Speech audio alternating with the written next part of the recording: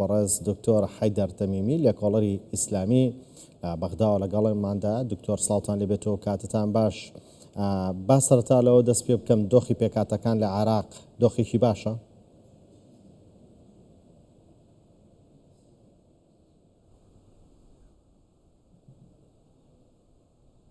مساء الخير عليكم، حياكم والله ئێوارەتان باش، سڵاوتان لێبێت. شكرا جزيلا لكم. زۆر سپاس بۆ ئێوە.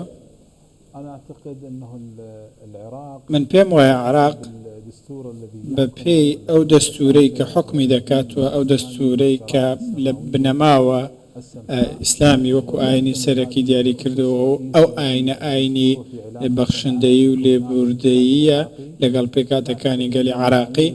لەم پێودانگانەوە پێمان وایە بنەما ئیسلامیەکان لە حکوومەت و پەیوەندیەکان جێبەجێکراوە و بە گوێرەی ئەو بنەمایانە مامەڵە دەکرێت. بۆیە تێبینی ئەوە دەکرێت لەسەر ئەو بنەمایە ئەمڕۆ مامەڵە لەگەڵ پێکاتەکان دەکرێت و هەندێک پەیوەندی دیکەش هەیە لەگەڵ پێکاتەکانی دیکە، جاچ لە بەسڕا، لە بەغدانینەوە، لە پارێزگەکانی دیکە، لەبەر ئەوەی زۆرینەی ئەوەی کە گەلی عێراق پێی ڕاهاتووە فەرهەنگی ئیسلامیە و فەرهەنگی ئیسلامیش ڕێگە بەوە دەدات کە ڕێز لە پێکاتەکان و ئاین و ئاینجاکان بگیرێت. ئەمە سەرەکیترین بنەمای فەرهەنگی ئیسلامیە و لە قورئانی پیرۆزیشدا ئاماژەی پێکراوە.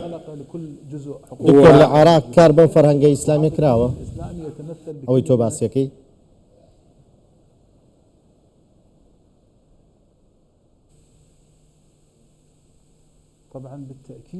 من پێم وایە بەدڵنیاییەوە کاری پێکراوە، لەبەرەوەی ئەو فەرهەنگە لە نێو خەڵکدا ڕەنگی داوەتەوە وەکو خەڵک، و ئەو بەش پشتی بەوە بەستووە کە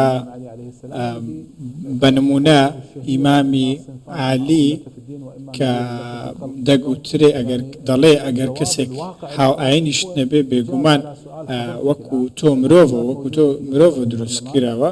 ئێستا لە پەرلەمانی عێراقی بە نمونە هەموو پێکاتەکان نوێنەرایەتی خۆیان هەیە، بەشێکیان لە وەزارەتەکان بە هەمان شێوە نوێنەرایەتی خۆیان هەیە. کاتێک کێشە بۆ پێکاتەکان دروست دەبێت، یاسەدانانێک هەیە کە بەرگریان لێ دەکات و بە هەموو شێوازێک دەیان پارێزێت و ئەرکەکانیان جێبەجێ دەکات، و هەروەها سەرباری ئەوەش ئەرک و مافەکانیان دیاری دەکات. بۆیە ئەوان وەکو هەر هاوڵاتیەکی دیکە لە کۆمەلگای عێراقی مامەڵە دەکەن، لە بەرەوەی عێراق هەموو ئەو ئەرک و مافانەی سێدایە کە لە دەستور باس کراوە و ئاینەکانیش مافی ئاداکردنی بیرروباوەڕەکانی خۆیان هەیە. بۆیە ئێستا تێبینیەوە دەکرێت کریسیان، شەبک، ئێزدیەکان لە چەندین پارێزگا هامەچەشنی و فەرپێکاتەوی فرئاینی هەیە، هەمووشیان بە ئازادی بیر و باوەڕەکانی خۆیان ئەدا دەکەن. وەکو بەڵام پێتان وانێت دۆخی کریسیانەکان لە عێراق زۆر خراپە؟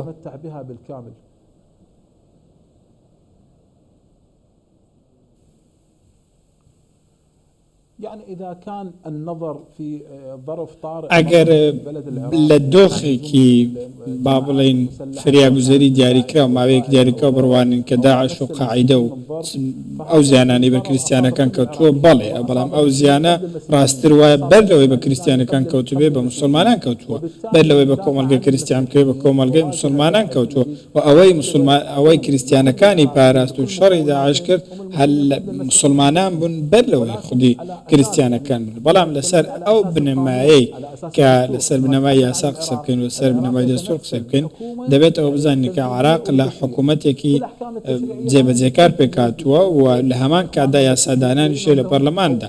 لە پەرلەمان و یاسادانان هیچ جیاکاریەک لە نێوان پێکاتەکان و ئاینزانەکان نەکراوە، وەکو چۆن دیوانی وەقفی سونی و دیوانی وەقفی شیعی هەیە، بە هەمان شێوە ئاینەکانی دیکە دیوانی وەقفیان هەیە. بوونی ئەمانە لە نێو عێراق بۆ خۆی دەڕبڕی ڕێزگرتنە لەو پێکاتانە، جگە لەوەی کە پەیوەندی مرۆیی زۆر باش لەنێوان پێکاتەکان هەیە، و ئێستا لە هەموو پارێزگاکانی عێراق کڵێساکانیش زەنگی خۆیان، زەنگی کڵێساکانیان لێ دەدەن.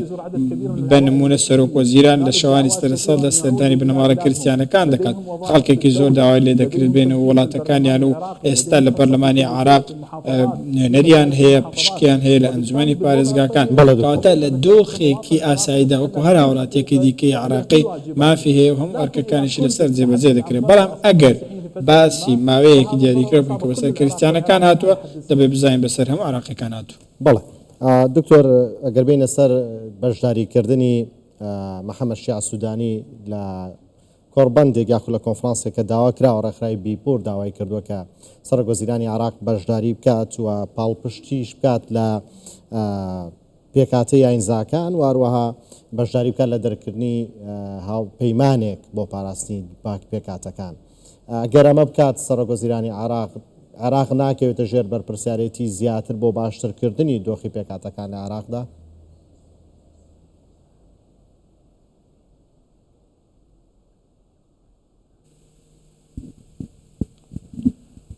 طبعا انا يعني مطلع على من باش ئاگاداری ئەو ڕێکخراوم و دەزانم لەسەر ئاستی نێودەوڵەتی چ کارێکیان کردو 5 ساڵ لەمەوە بەردامەزراوە بە دیاریکراوی لە ساڵی 2020 و ئەم دامەزراوی لە بنەڕەتەوە دامەزرێنەکەی عراقی بوو کە سەلام سەرحانە زۆرێک لەو کەسانی دیکەش دەناسم کە هەندێک کەسایەتی ئیسلامی و ڕێکخراوی ئیسلامی حکوومەتی ئیسلامی تێدا بەشدارن و سەیری بەشێکی زۆری ئامانجەکان ئەوانم کردووە و دوونین لە فەرهەنگی ئیسلامی و پێم وایە هەمان بنەماکان جێبەجێ دەکەن و سەرۆکوەزیرانی عێراقیش بەرهەمی فەرهەنگێکی ئیسلامیە و دەزانێت بە گوێرەی ئەو فەرهەنگە دەبێ ڕێز لە پێکهاتەکانی عێراق بگیرێت و ئەو ڕێکخراوەش ئاماژەی بە هەندێک شت کردووە کە هاوتایە لەگەڵەوەی لە کولتور و فەرهەنگی عێراقدا هەیە. ئێمە لەگەڵ ئەوە داین وەکو عێراق کە نابێ ئاین بەکاربهێنرێت بۆ گەیشتن بە دەسەڵات لەگەڵ ئەوەدان کە ڕێز لە پێکهاتەکان بگیرێت پشتیوانی ئەوە دەکەین کە نابێت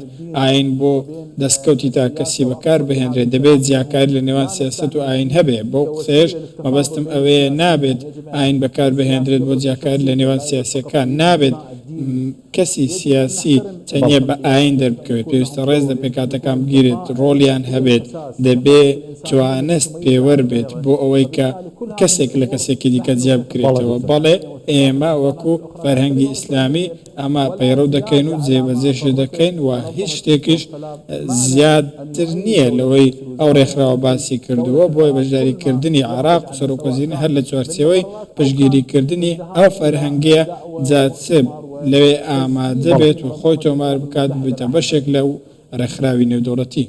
بەڕێز دکتۆر حەیدەر تەمیمی لە کۆڵەری ئیسلامی لە بەغدا لەگەڵماندا بووی. سپاس بۆ بەڕێستان بۆ وای کە تاوی لایەنەکانی دیکە لە عێراقدا بۆ ڕوانگەی بەڕێستان و سەری پێکهاتە ئاینیەکان بکەن لە عێراق. سپاس.